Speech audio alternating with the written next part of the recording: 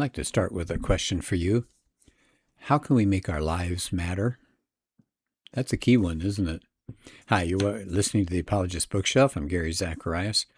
That question dominates a book by James Emery White. It's called Serious Times, and I've done a couple of previous podcasts on this book. There's a lot to chew on in here, a lot of good material. White is a founding and senior pastor at Mecklenburg Community Church. He's a professor of Christian theology, culture, and apologetics. So a sharp guy. He's studied at Oxford. He's the author of, the last count was 10 books. He may have more than that. This book is so good. Serious Times, Making Your Life Matter in an Urgent Day.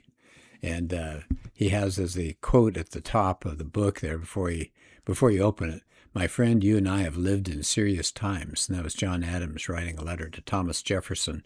And we're living in serious times. Would you agree? Yeah, I think so. I'm going to go to chapter 2. It's called The World That Lives in Us. Not the world that we live in, but the world that lives in us. And his point, what he wants to do in this chapter, is talk about how the modern world is being shaped by 3 fast-moving cultural currents. 3 of them. So these are the 3 that will dominate the chapter. One is secularization. Second is pluralization. And third is privatization. So secularization, pluralization, and privatization. So let's take the first one. White starts in talking about secularization. What does that mean? Well, it comes from a Latin word, seculum, which means this present age. And so today we say secular. That's something that's divorced from religious or spiritual sensibility. So it's this world, things right now, things that we can see, things that we can touch, things that we can put under a microscope. And he says that's raging through our world like a flash flood. And he says it's really sad. The church has lost its influence as a shaper of life. It used to be a shaper of life. You'd go to the church, you'd listen to the leaders in the church. They had the up-to-date information. You trusted them. You listened to them. It says Christianity has lost its place as a dominant worldview. Richard John Newhouse says that we live in a, quote, naked public square. What does that mean? That religious ideas and mores don't really inform public discourse anymore. And I've seen that so much as I watch a television show. There's rarely a religious viewpoint at all in there. Yeah, Christianity is not the motivating center of Christian life anymore. People take religious questions and they just push them from the heart of our concerns. And so we're getting a lot of revisions of what is important now in this world. So here's an example called Guide for the Perplexed. There's a book by a man named Schumacher. So he got lost. He was doing a sightseeing trip in Moscow during the Stalinist era, back in the 40s, I guess. So with map in hand, he's got a government tour guide showing him where he was in the map. And Schumacher says, but these large churches that we see around us here, he's pointing, he says, they're not on the map. And the guide says, well, we don't show churches on our maps. But Schumacher says, well, that can't be. The church on that corner over there, is on the map. Oh, the guide said, that used to be a church. Now it's a museum. And so Schumacher said, oh, that's the point. The things that humankind has most believed in are no longer on the map of reality, or they're in a museum. I think that's really a good point. Somebody said that our world has erased transcendence from our reality map. Yeah, I've read material on artificial intelligence, and several of the authors have warned the exact same thing, that we have tossed out transcendence. So if there's no God, then we become the gods. And so we build our AI as God built us at one time. Now we build AI. And the problem is going to be AI is not going to be built very well because we're all fallen creatures. Anyways, let's get back to this here. He said secularization is going on. He said the process is clear. He says we don't have a totally secularized population yet. One author said our society is as furiously religious as it ever was, and in some places even more so. It says it's real, but he says The secularized nature of the American educational system is really pushing it. And the mass media is secularized, and the upper echelons of the legal system.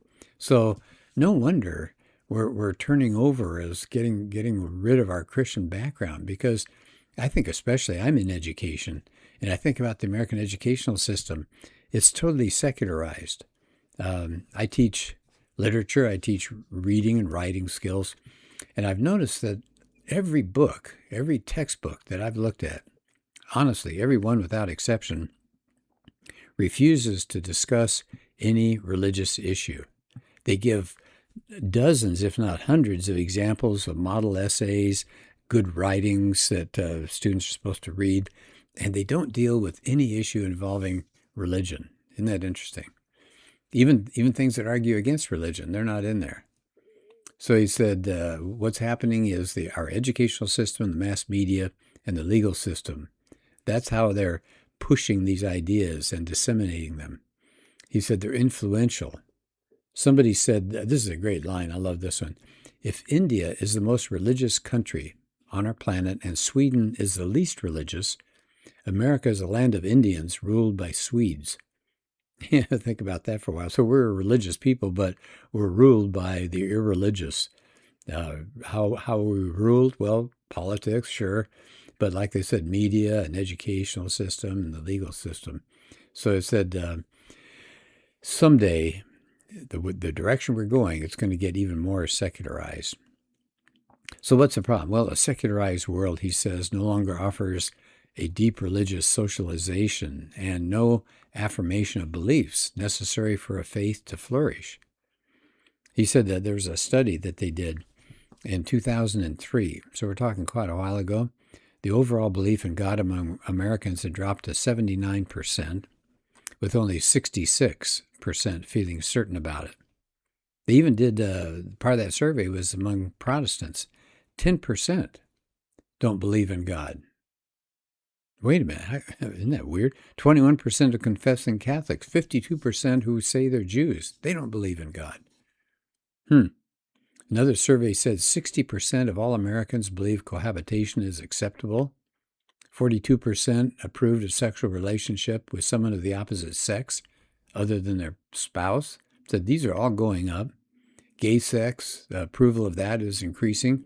He says it's really hard to deny secularization. Religious observance is in decay.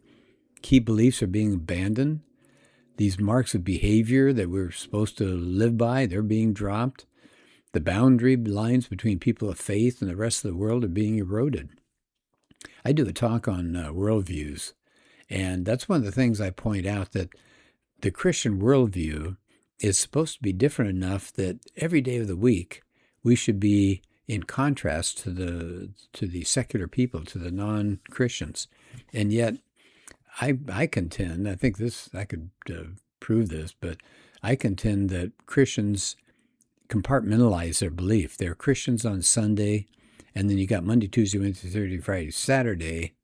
They're living pretty close to what the world lives, and their faith doesn't matter very much. That's really sad, but I think that's going on. Okay, so that's the first one. You got secularization going on and increasing. It's like a wave, tidal wave coming in to us. So we see that all the time, don't we? Here's a second issue, the second part of our society. It's called privatization. It's a process, he says, this is White talking about, which there's a chasm, a gap that's created between the public and the private spheres of life. And the spiritual things are always supposed to be in the private area. So privatization, if you keep letting it go, it makes the Christian faith just personal preference. It's just your taste. It's just your opinion. You can't talk to anybody else about that. Not supposed to. Christian faith, one person said, is socially irrelevant, even if privately engaging. He says that's going on all over the place. Faith doesn't simply have a new place in our private lives. It's no longer accepted outside of that sphere. In fact, if you talk about faith, people are unhappy with you. It's banished from the wider public agenda. One person said this: in our day, God is not a proper topic for conversation, but lesbian politics is. He says, but it goes further than that. Once it's just in our private world, faith is just a reflection of ourselves. You know, the idea that, well, this is what I believe. This is true for me. Have we heard that before? You do you. Everything's up to the individual. It's privatized. One sociologist interviewed a young nurse who said, I believe in God. I'm not a religious fanatic. I can't remember the last time I went to church. My faith has carried me a long way.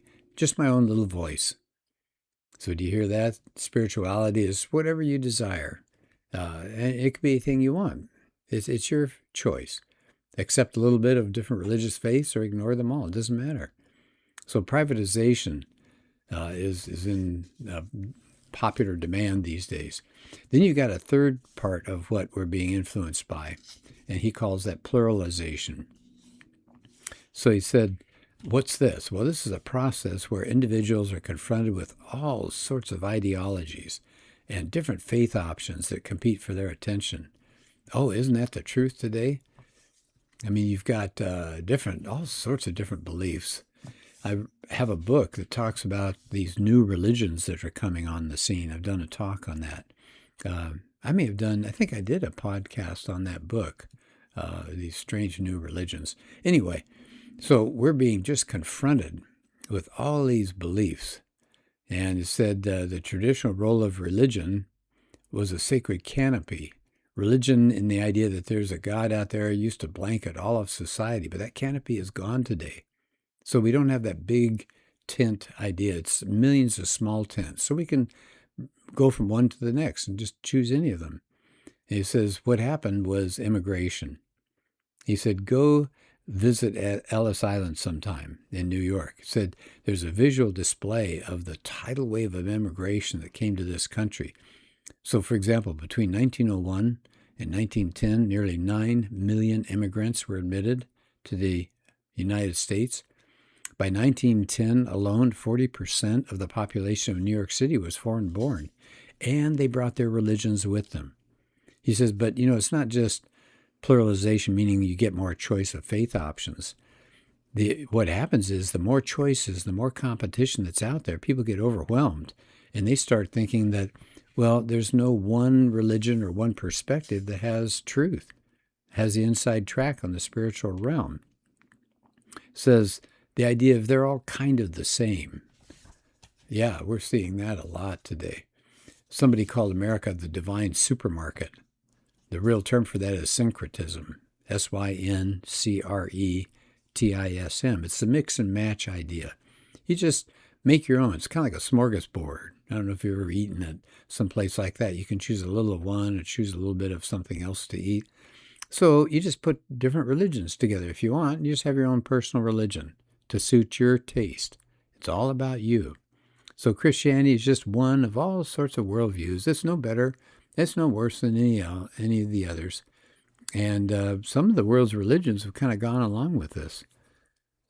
Somebody says, well, you're searching for God. It's like climbing a mountain. Everybody knows there are a lot of ways to climb a mountain. So the idea is all roads lead to God, and at the top you'll meet God. So I thought that was really interesting.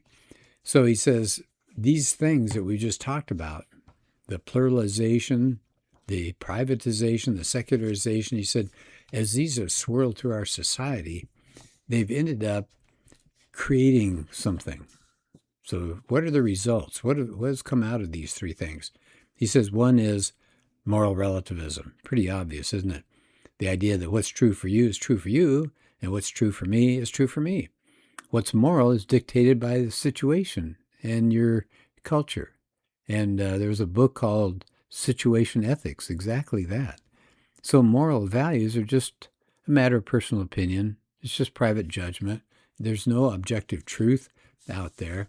Alan Bloom wrote a book, and I've read his book about the American mind. He said, he was a university educator. He said there's one thing a professor can be absolutely certain of. Almost every student entering the university believes or says he believes that truth is relative. Wow. So we can no longer say something like lying is wrong or adultery is wrong. It's what you feel is wrong and what you think is okay. So moral relativism, boy, has that gotten big. I do a talk on that. I stole the title from somebody else, but I called it Truth Decay instead of Tooth Decay. Yeah, where's truth these days? It's really up to you. And then a second thing that's come about because of these uh, issues out there, autonomous individualism. Yeah, the desire for independence, and not just political independence, but from all authority. All authority. Each person is independent in terms of destiny and accountability. Your ultimate moral authority is self-generated. We don't answer to anyone except ourselves. We're on our own. And kind of sad, but that's what we're seeing these days.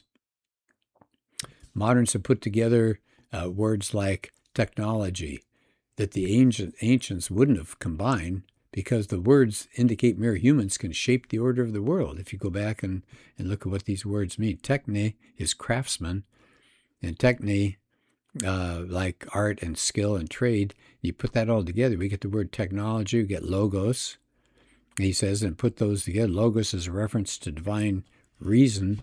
So you put that together, and it's the idea that we are the reason and we are the artists, and we can construct our own sense of the world. Here's an interesting comment. The first test tube baby turned 25 not too long ago. And one person who pioneered the procedure had an interview. He said it was a fantastic achievement, but it is about more than infertility.